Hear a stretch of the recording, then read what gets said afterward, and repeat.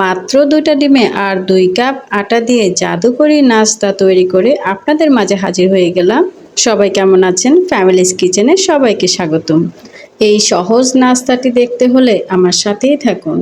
খুবই অল্প উপকরণে এবং খুব কম সময়ে এই মজাদার লোভনীয় নাস্তাটি তৈরি করা যায় মাত্র ৫ মিনিটে। তো চলুন দর্শক, শুরু করা যাক। আমি প্রথমে এখানে একটি বাটিতে ২ কাপ আটা নিয়েছি। আপনারা চাইলে এটি ময়দা দিয়েও করে নিতে পারেন, তবে আটা দিয়ে কিন্তু অনেক সুন্দর হয়েছে আমার এই নাস্তাটি।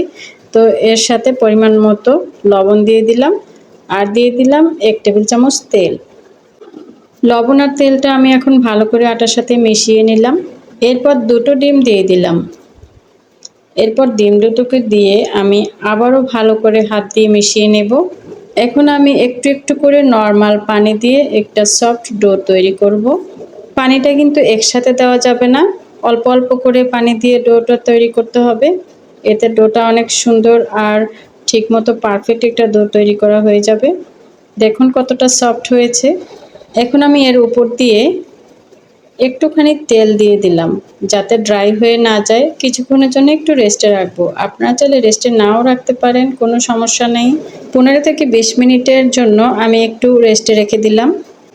আর এর মধ্যে আমি এখন একটা নারকেলের পুর তৈরি করে নেব। আর এটা আমি ঘি তৈরি করেছিলাম। সেই ঘি তৈরির পর যেই ছানাটা থেকে যায়, সেই ছানাটা দিয়ে আমি নারকেলের পুরটা তৈরি করব। আপনারা চাইলে এটা স্কিপ করতে পারেন, শুধু নারকেল আর চিনি দিয়ে এই পুরটা তৈরি করে নিতে পারেন। আর তখন এখানে ১ চা চামচ ঘি ইউজ করতে পারেন ঘির ফ্লেভারের জন্য।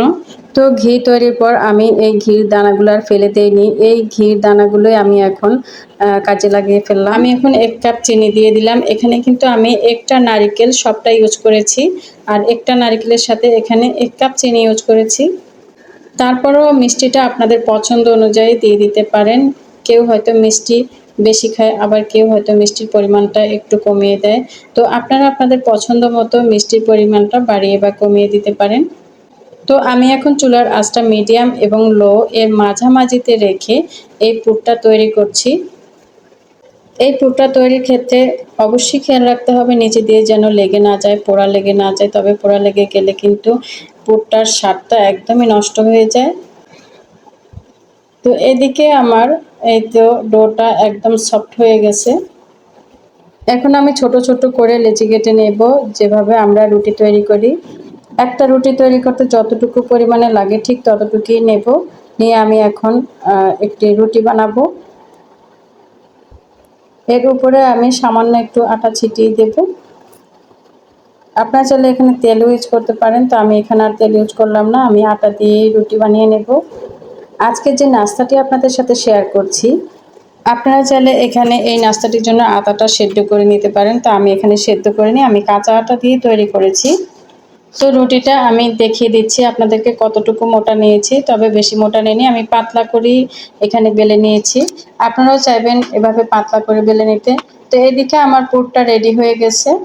দেখুন পুরটা কত সুন্দরভাবে হয়ে গেছে। তো পুরটা নামিয়ে নিলাম। তো প্রিয় দর্শক, আমি কিন্তু এখানে কাটার হিসেবে একটি ফানেল ইউজ করছি। আপনারা চাইলে পিঠার যে কোনো কাটার দিয়ে এভাবে কেটে নিতে পারেন। তো আমি ফানেলের সাহায্যে এভাবে কেটে নিচ্ছি। তো এর ভিতরে এখন আমি পুর দিয়ে দিব।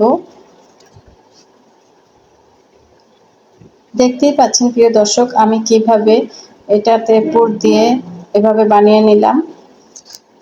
আমাদের অঞ্চলে কিন্তু এই নাস্তাটাকে পুলি পিঠা বলা হয়। আপনাদের অঞ্চলে কে কী নামে চেনেন অবশ্যই কিন্তু কমেন্টে জানাবেন। এক এক জায়গায় এক এক নাম ইউজ করা হয়ে থাকে। তো আপনারা কী নামে চেনেন, কে কোথা থেকে আমার ভিডিওটি দেখছেন অবশ্যই কিন্তু কমেন্টে জানাবেন। তো একদম ইজিভাবে আমার পিঠাগুলো তৈরি হয়ে গেল। এই পিঠাগুলো কিন্তু কাঁচা ডো দিয়ে তৈরি করলেই কিন্তু বেশি মজা হয়। তো আপনারা চাইলে চালের গুঁড়া সিদ্ধ করেও কিন্তু এটি তৈরি করে নিতে পারেন। তো সেটা আমার কাছে একটু বেশি কঠিন মনে হয়, এভাবেই আমার কাছে সহজ মনে হয়। তো আমি এখন এখানে পরিমাণ মতো তেল দিয়ে দিলাম, আর একটু ডোবা তেলেই ভাজার চেষ্টা করবেন। তো পিঠাগুলো আমি দিয়ে দিলাম তেলের মধ্যে, তবে তেলটা কিন্তু আমি মিডিয়াম টু লো এর মাঝামাঝি রেখেছি। মিডিয়ামে রাখলেও কিন্তু পিঠাগুলো সুন্দর হবে না, আবার একেবারে লো করে দিলেও সুন্দর হবে না। তো মিডিয়াম টু লো এর মাঝামাঝি রেখে পিঠাগুলো ক্রিস্পি করে ভেজে নেব। এই পিঠাগুলো এতটা টেস্ট লেগেছে আমার কাছে, এতটা মজা লেগেছে, আমি আপনাদেরকে বোঝাতে পারবো না। যদি আমার মতো এভাবে বানান আর এই প্রসেসটি ফলো করেন, অবশ্যই কিন্তু নাস্তাটি খেয়ে আবার আপনাদের বানাতে ইচ্ছে করবে। ভিডিওটি ভালো লাগলে প্লিজ একটা লাইক দিয়ে দিবেন।